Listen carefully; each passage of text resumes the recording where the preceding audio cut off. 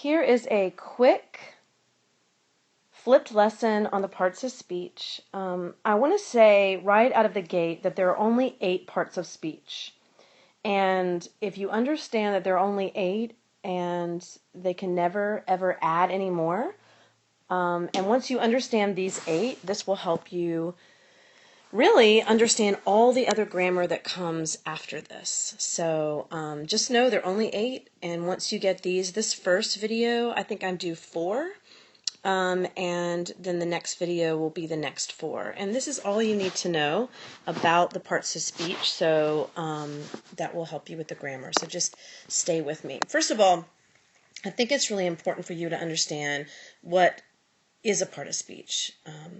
And so you'll see on this slide there's a picture of a man, and I don't know if you know who this is, but this man is Tom Cruise.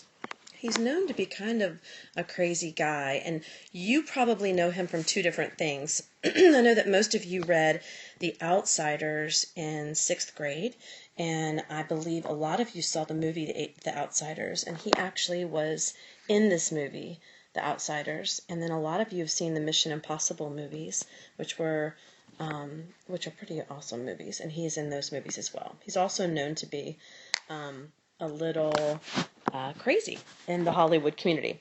So let's talk about who this guy is. We just said that he is an actor. Okay, so if this man is an actor, so we just said he's an actor. Okay, so that's one thing he is. I happen to know that he is also a father of 2 kids. Okay, there's 2 things that he is.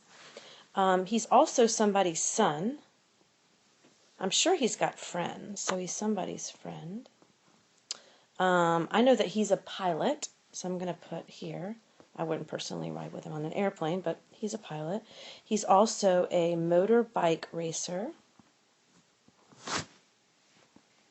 Okay. He's someone's cousin.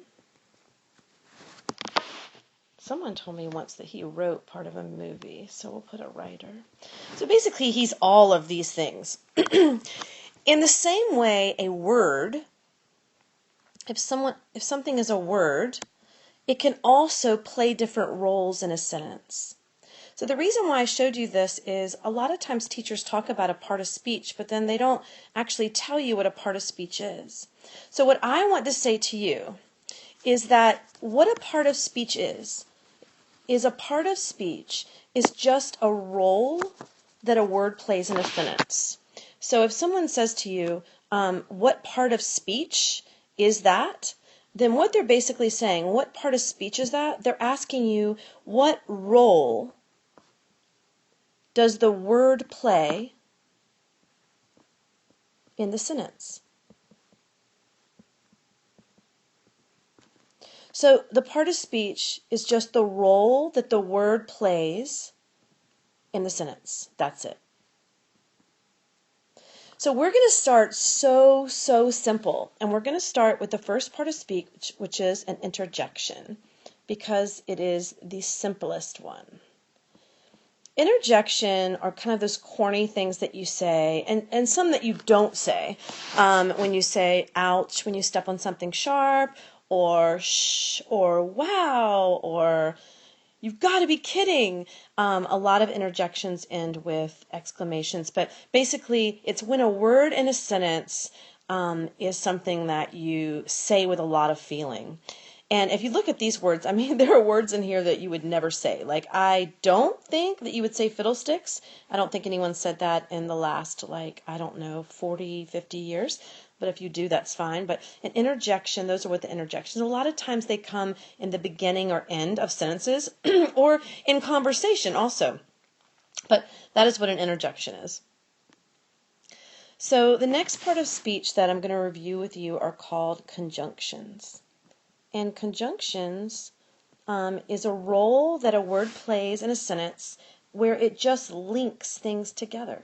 So simply, okay, if you said the boy and girl walked home, if you said the boy and the girl walked home, this word links these two.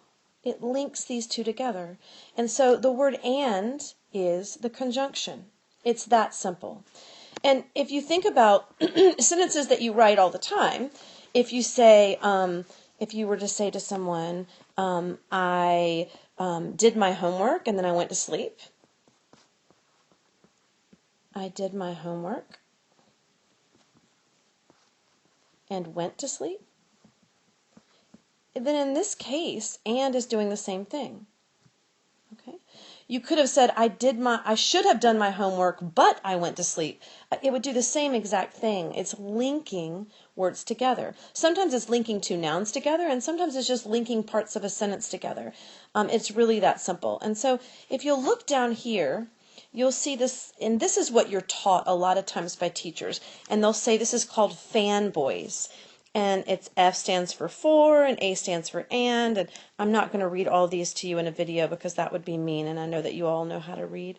But fanboys basically is just, these are kind of the key words you're looking for, and these are the conjunctions. But why do you even need to know conjunctions? And I'll tell you, the reason why you need to know this part of speech is it teaches you when to use a comma.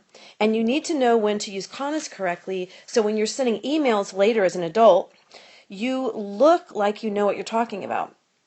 So just so you know, we don't teach you conjunctions just so that you can label words, because when you're an adult you don't do that. You need to know conjunctions so you know how to punctuate later. So just, that's helpful. Now, if you look down here, we couldn't go to the theme part because, get the steak off the heat as soon as. These are also conjunctions, just so to let you know. These are called subordinating conjunctions, and you don't even have to know these right now. Again, these are going to help you later on when we're teaching you commas. As this unit unfolds, we will use these to teach you some commas. But for right now, what you need to know is that conjunctions link. That is what you need to know. Conjunctions link things together, and really go ahead and learn these fanboys conjunctions. Those are good. The next part of speech that I'm going to go over are the nouns. Really, you've learned this since you were young. A noun is a person, place, thing, or idea. If you can put the word the, a, or an in front of a word, and then that is generally going to be a noun. The blanket, the dog, the tree, an apple, a pizza. You know, I always throw the word pizza in there, right? And the only ones that are ever difficult are usually abstract ones, and I'll show you why in just a second. So I'm going to erase this real quickly so we have a little bit more room on here. So this does not make things more complicated, but I just want you to look. So basically, when teachers talk to you about this, they talk about proper nouns. These are just the ones that you capitalize, okay? These are the ones that you capitalize. So a common noun would be a school, and the proper noun would be Mount Vernon Presbyterian. It's the specific one. A common noun would be teacher, and a proper noun would be Mrs. Graham. That is me. So those are the only thing that you need to know. Abstract noun would be like love, hate. The easiest way to remember an abstract noun is to say the blank I feel.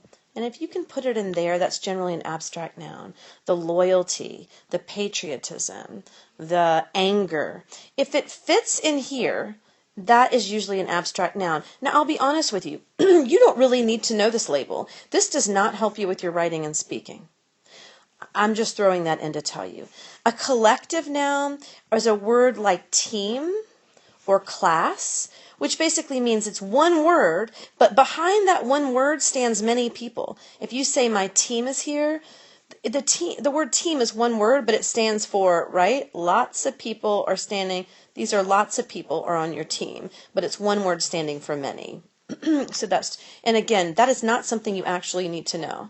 But I wanted to just go over nouns with you real quickly. The last part of speech in this video that I want to talk to you about are adjectives.